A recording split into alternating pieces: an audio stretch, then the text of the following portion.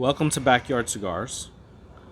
I'm smoking La Aurora Preferidos Hordage 2018 Gran Toro.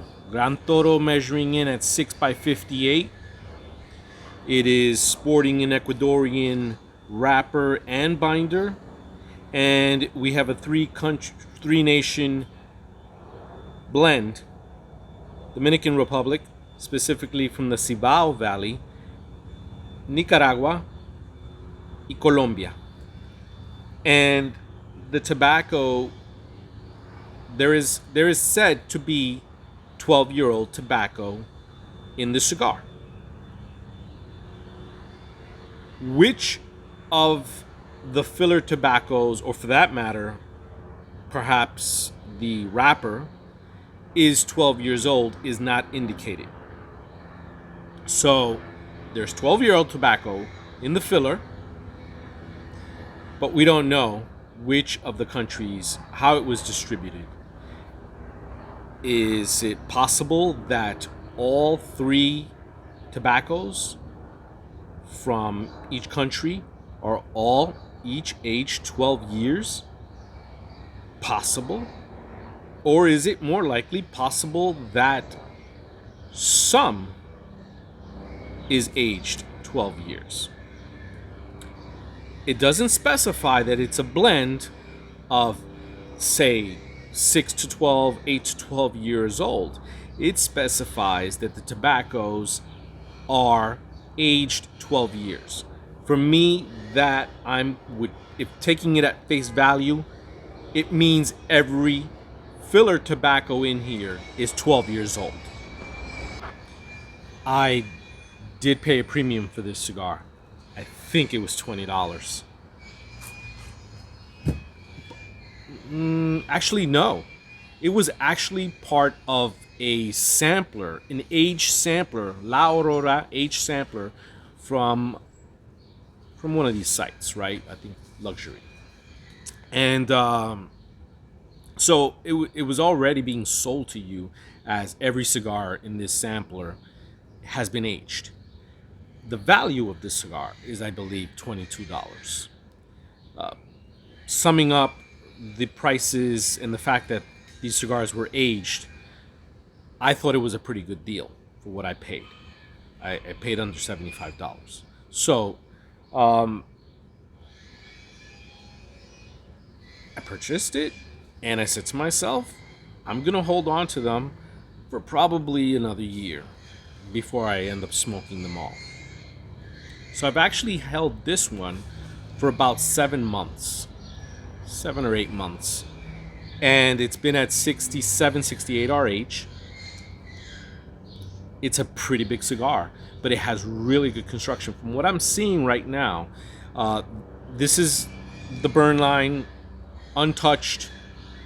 The ash hasn't dropped yet, and it's just impeccable. The idea of the cigar was to pay homage to how spirits are aged for extraordinary amounts of time, and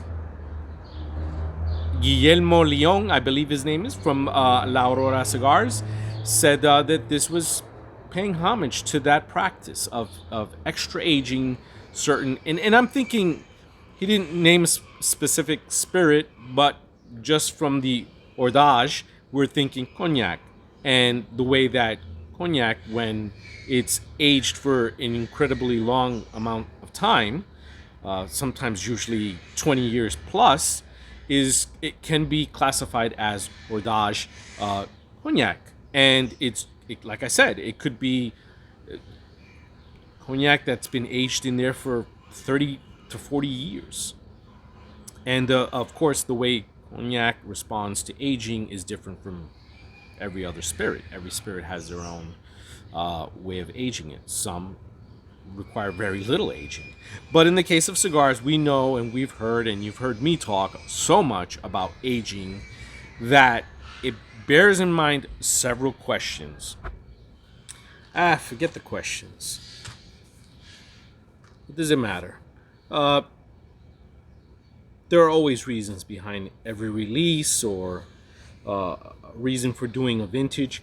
This harkens back to a video that I did that was the Warzone 10 Years Robusto, where I talked about Ian Reith of Dapper Dawn Cigars and how he felt that more transparency was needed in the cigar industry, and that cigar smokers needed to know exactly what they were smoking, from where it came from, how old it was, and any other information that would be useful to the consumer, the cigar smoker. And he mentioned that that's something he would like to see, and that potentially in the future we would see vintage crops where, like a bottle of French red wine, you would have a specific vintage crop slash, right? You have a year for that, whether it's 2017 or 2018. This is 2018. And with some of these wines, in regards to the wines, there is a best drink by date.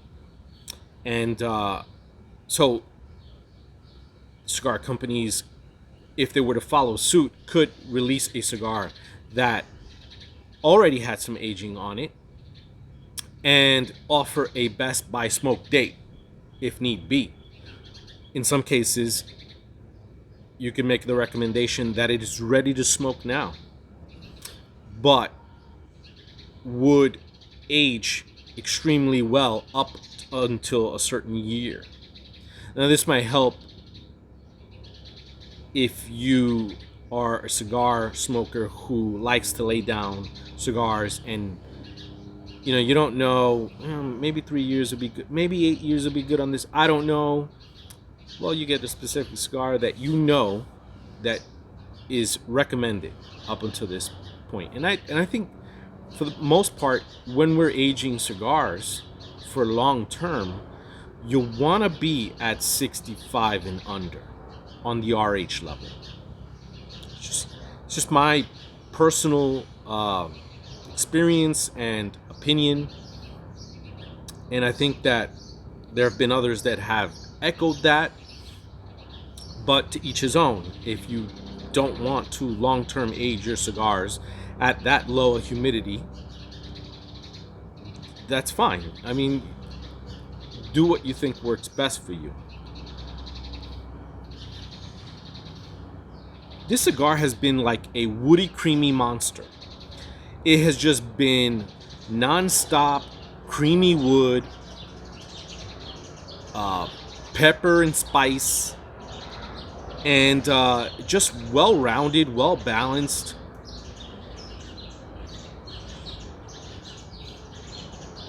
In that first third, I was getting a lot of honey graham cracker, and in a certain sweetness in the finish. It was just delicious. Yeah, there's just been a lot of cream and a lot of those woody notes that you get from tobacco, and the pepper and spices have just been really in the background, a little bit in the finish, but not so much. It's been much more of a creamy, sweet, woody cigar. From the second from the first to the second, you'll see some transitions where the cream will just kind of puff up and the pepper will fade off a bit, and then some sweetness will envelop that cream, and it's been good.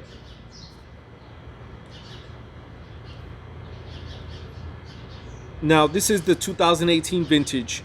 I purchased this, I think, late last year. Very late last year. And the 2018 vintage was available in 2019. So for me to have purchased it in 2021, it was through the special offer. And so that literally means this is after the cigar has been rolled, all said and done. What I understand is that it's been aged 4 years. And then whatever the individual wants to add to that once they receive it, fine. But when it was sold in 2021, it was 3 years old. Now in 2022, it's 4 years old. But Guillermo Leon says from La Aurora that 2018 represents the year that it began the extra aging process. So the tobaccos, we're dealing with aged tobacco and extended aging of the cigar. So let's say you roll a cigar 8 years, you've got 8-year-old tobacco in it. And then you rolled it and you hold it, say, 2 years before you release it. The tobacco inside, pre-rolling, is 8 years old. Then you've got this additional aging after it's been rolled. And a lot of guys do this. A lot of companies do this where they'll hold their cigar for a year or two. Some go to the extremes and will hold them for 4 or 5 years. It's a lot rarer. In this case, this is all playing into the idea of extra aging for a cigar, the way that you would give extra aging to, say, a cognac.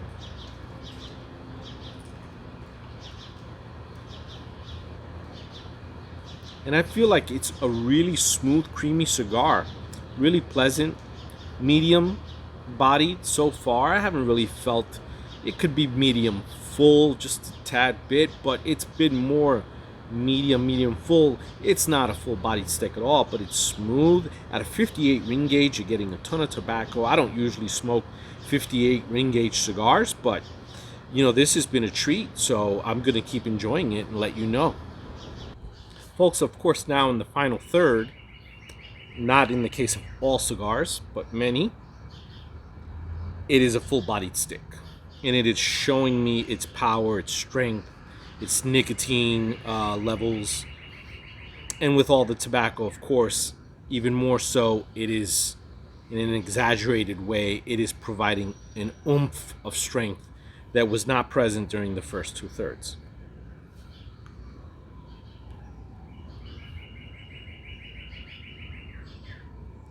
But it's still incredibly smooth.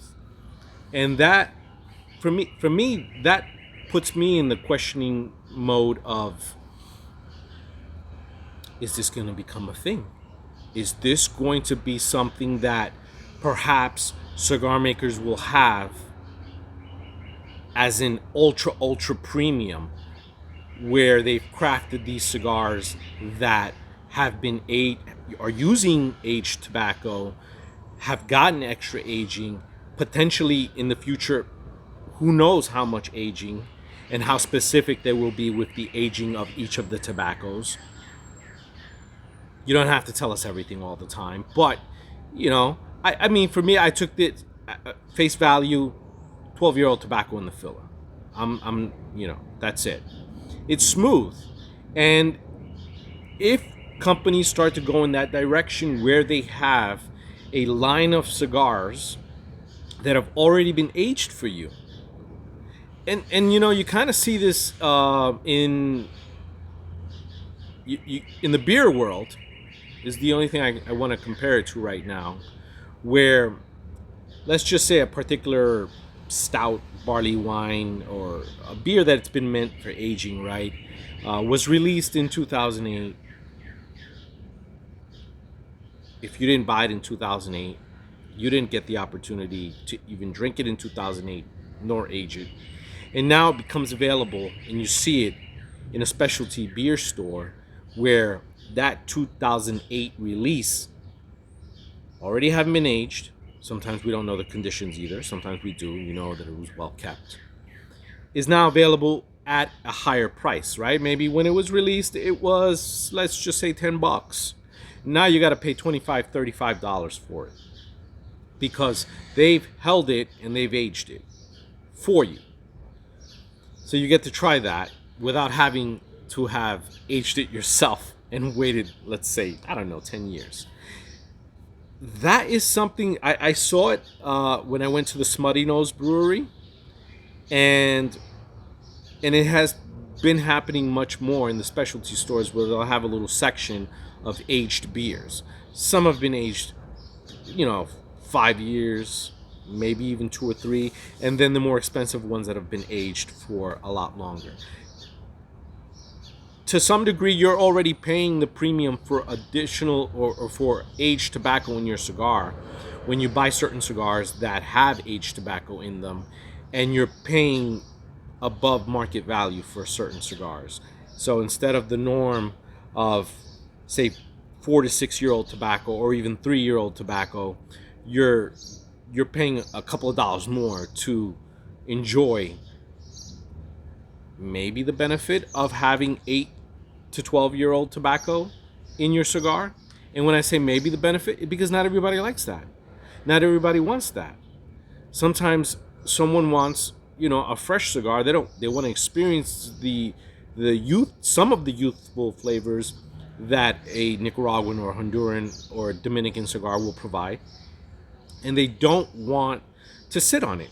And they don't want to try it after it's been aged 3 or 4 years. So this doesn't appeal to them. But others that age or that just like to experiment with trying different things might be intrigued and might say, you know what, that's a good idea.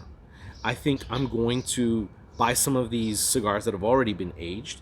And who knows, that might spur that individual into aging cigars and knowing how to age them properly himself instead of paying that. But that initial purchase of, say, a cigar from a cigar line that is intended to catch your attention because of the extra aging process will have an effect on smokers, on cigar smokers. Yes. Look, it isn't controversial in any way. It's business. You give the customer what they want, and if they want something already pre-aged, then so be it. And if they're willing to pay the premium for it, and if you, in this case, the cigar maker, are willing to craft something tasty and satisfying like this, then yeah, Mark, put me down. Woody, Asher's drop, woody, creamy, baking spices, some nicotine strength towards the final third. It has been one big cigar that I have really enjoyed. And I really like all of the flavors and how it was crafted, how it was blended. 12-year-old tobacco at its best? That's up to you. You tell me when you smoke it if you think this is 12-year-old tobacco at its best. But I will say that it is some fine tobacco. And I thank you for watching. Until next time on Backyard Cigars.